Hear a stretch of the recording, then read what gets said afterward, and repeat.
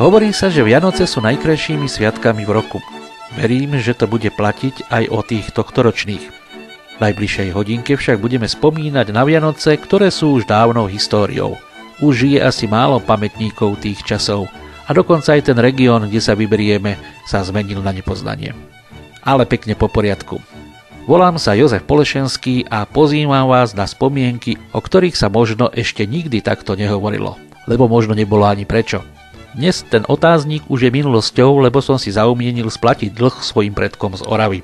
Dúfam, že mi to rodáci z Trnavy nebudú zazlievať, ale tak ako sú mi blízke trnavské roviny s malokarpatskými vinohradmi, blízke sú mi aj hornooravské kopce, pod ktorými žili moji predkovia.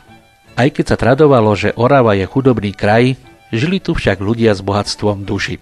Možno preto si neodpustím byť trochu osobný a priblížiť vám svet môjho deda, pradeda a ďalších hornoravcov z Oslanice, Boborova, Zubrohlavy, Námestova či iných obcí, kde sa celé generácie živili pláteníctvom. Verím, že čas Vianoc bol pre nich niečím výnimočným a krásnym.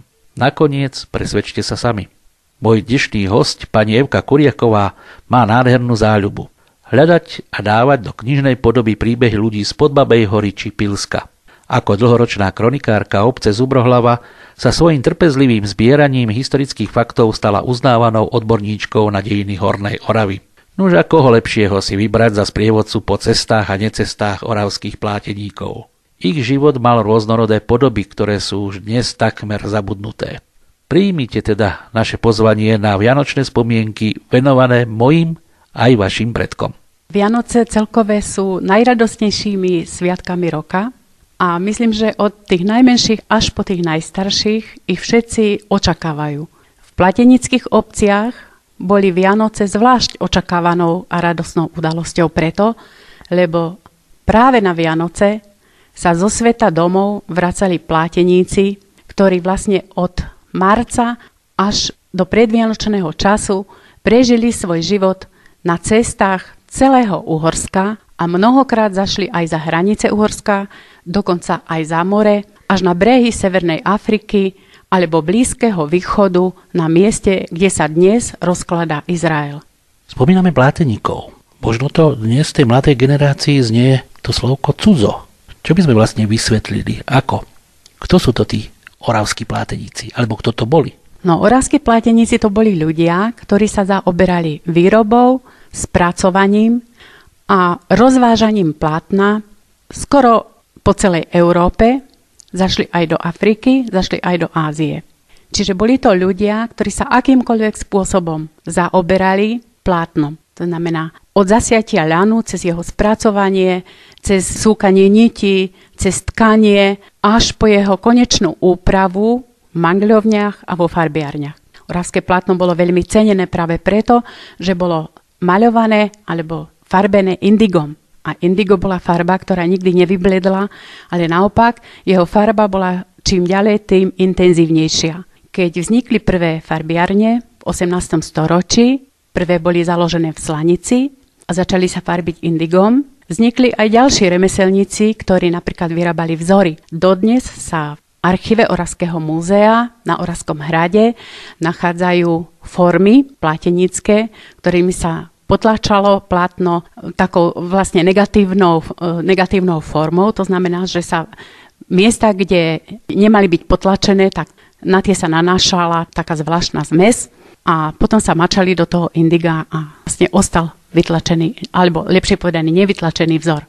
Takže môžeme povedať, že Orava, tá horná, v tejto chvíli musíme povedať, bola známa nielen pestovaním zemiakov a kapusty, ktorá slúžila na obživu, ale aj pestovaním ľanu. No, pestovaním ľanu bola známa ďaleko prv, ako k nám došli zemiaky. Pretože ľan sa tu spomína už v roku 1619, kdežto zemiaky až koncom 18. storočia, okolo roku 1780, prišli na Hornú Oravu zemiaky. Konkrétne v našej dedine v Zubrohlave sa spomínajú až v roku 1783 je prvá zmienka. To znamená, že ľanom sa zaoberali ľudia ďaleko skôr ako zemiakmi a ľan a jeho spracovanie a potom aj plateníctvo bolo významným článkom obživy ľudí Hornej Oravy. Preto, lebo chudobná oravská zem nedokázala všetkých uživiť. Tí odchádzali na dolnú zem za prácou, najmä vtedy, keď boli porazení Turci pri Viedni a v Južnom Uhorsku ostali vyplienené kraje.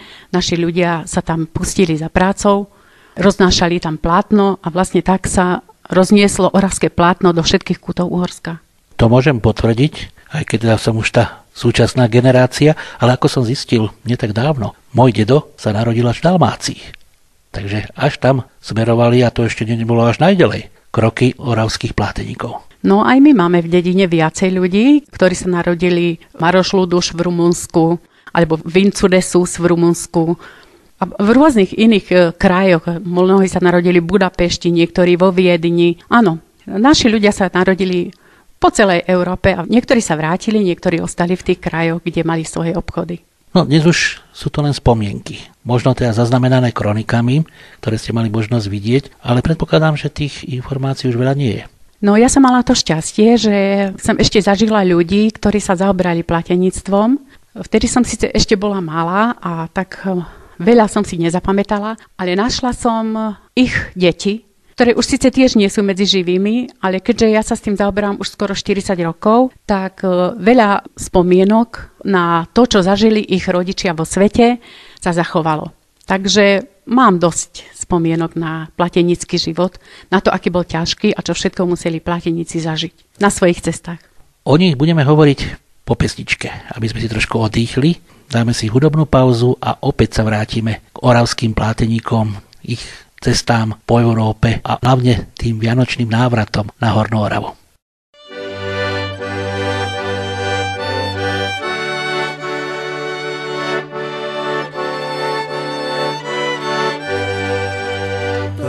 Plesajte všetci ľudia, už je narodený ten, ktorý skrz prorokov bol predpovedaný.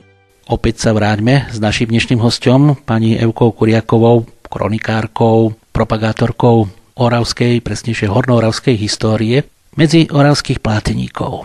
Poďme však, keďže máme vianočný čas, na tie ich návraty sem na Hornú Oravu. Či už do tej vašej obce, alebo do tých okolitých, ako bola Slanica, Bobrov, či Námestovo. Akú to malo atmosféru? Čo sa podarilo v tých kronikách zistiť? No, Vianoce v našich obciach vlastne sa začali už v predvianočnom čase. Tie prípravy trvali už vlastne od Mikuláša 6. decembra. Celý čas chlapci nacvičovali betlehemstvo, dievčatá sa učili pesničky, s ktorými pôjdu spievať ľuďom pod okna. Ona sa tomu hovorilo, že po spievaní. Musím vás prerušiť. Ja mám ešte tetu alebo moju krstnú mamu a tá práve spomína na to, že to boli tie nádherné časy, keď deti chodili spievať pod oknami, zasnežená príroda, tak ako dnes tu máme v čase nášho nahrávania u vás na Hornej Orave. Takže hovorila pravdu. Áno. No, okrem toho, že chlapci sa učili to betlehemstvo, chystali si betlehemy a chystali si aj odev, zvláštne čiapky, ktoré, neviem, kde to zobrali, ale boli to také čiapky, ktoré vlastne pochádzali zo stočeného archu papiera tvrdšieho, na boku ozdobené strapcami z farebného krepového papiera a vpredu nalepené sväté obrázky. Na Tomáša chlapci chodili po domoch a roznášali také vetvičky ozdobené trsom obilia a farebnou stužkou z krepového papiera, podložené chvojinkou, ktoré sa nazývali polazníky. Doniesli gazdinej do domu, gazdina si tie polazníky prebrala, chlapcov obdarovala a chlapci ich nedarovali len tak. Oni keď prišli, tak povedali, nesieme vám polazníky, Krista Pána radosníky, pochvalen. A keď ich gazdina obdarovala, chlapci odišli do ďalšieho domu roznášať túto radosť a tie polazníky si každá gazdina zastrčila za svätý obrázok, ktoré viseli v každom dome. Čo ako chudobný dom bol, ale sväté obrázky viseli v každom. Kúpili si ich na jarmokoch, boli to všelijaké také lacné reprodukcie, ale slúžili na ozdobovanie príbytku a vlastne tá vôňa z toho ihličia, z toho polazníka už vlastne bola takým predznamenaním tých Vianoc. Potom bol ďalší deň, keď chodili chlapci s kusom železa, a tiež chodili z dom do domu, to boli malí pastierikovia väčšinou, a tí chodili zasa s ďalším vinšom. Nesieme vám polazníky, Krista Pána radosníky, pochvalen. tak znovu ich gazdina obdarovala, lebo to boli vlastne chlapci, ktorí sa podieľali na hospodárstve a vlastne pomáhali podľa svojich síl. Čiže znovu obdarovala a znovu odišli vinšovať do ďalšieho domu. Čiže to už bola taká predzvesť Vianoc, už tá vôňa toho ihličia a už tí chlapci a tie koledy, s ktorými chodili, tak to už bolo také. Ale ešte stále tie rodiny neboli úplné a ešte stále čakali na príchod svojich z celého sveta.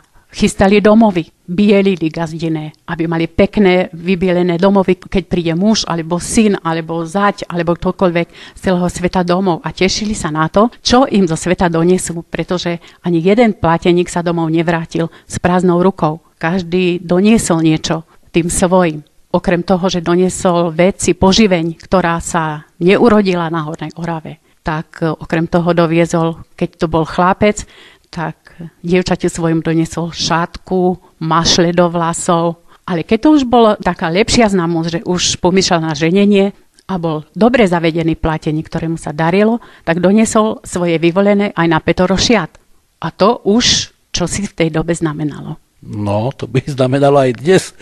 Ale na druhej strane zas od marca do decembra čakať na toho svojho milého, to bola náročná skúška. Bola náročná a zaujímavé, že nezaznamenala som prípad, že by sa také dievčak alebo žena mladá, ktorá sa vydala za pláteníka, ktorý odišiel do sveta a bol tam v podstate celý rok, aby som zaznamenala nejakú neveru.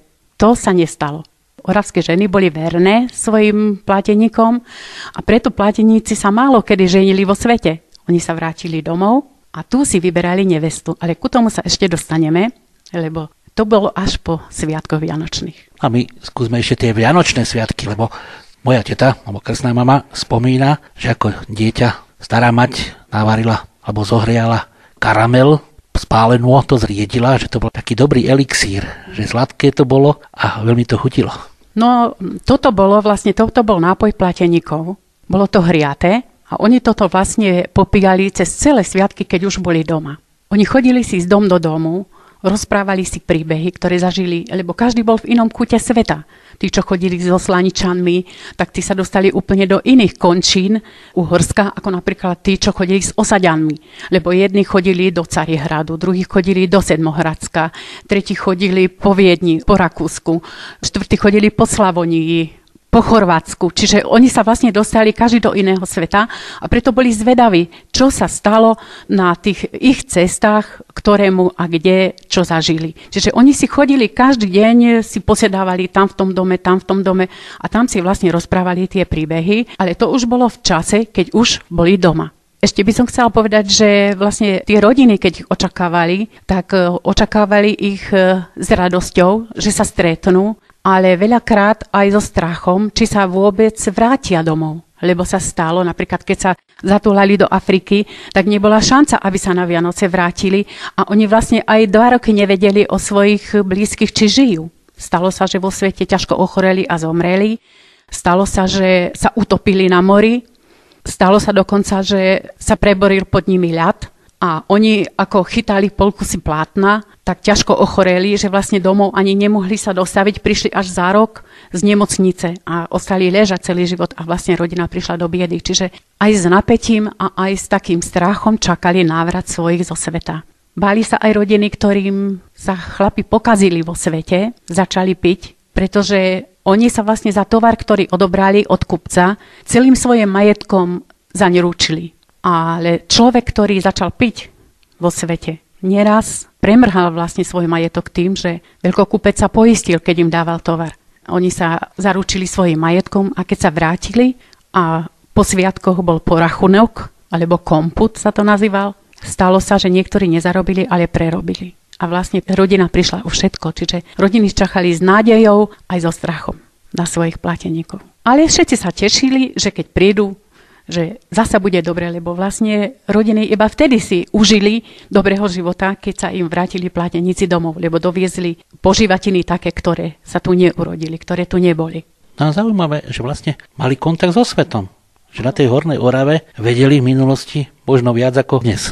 No, keď si tak zoberieme, že povedala mi jedna pani, že jej otec vedel 5 rečí.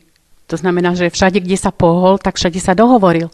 Keď si zoberiete, že ľudia v Severnej Afrike dokázali predávať plátno, keď ľudia na Blízkom východe dokázali predávať, keď ľudia v Carihrade dokázali predávať, keď dokázali predávať v okolí Viedne, Maďarsku, to znamená, museli tie reči poznať. Čiže niektorí vedeli aj 5 rečí.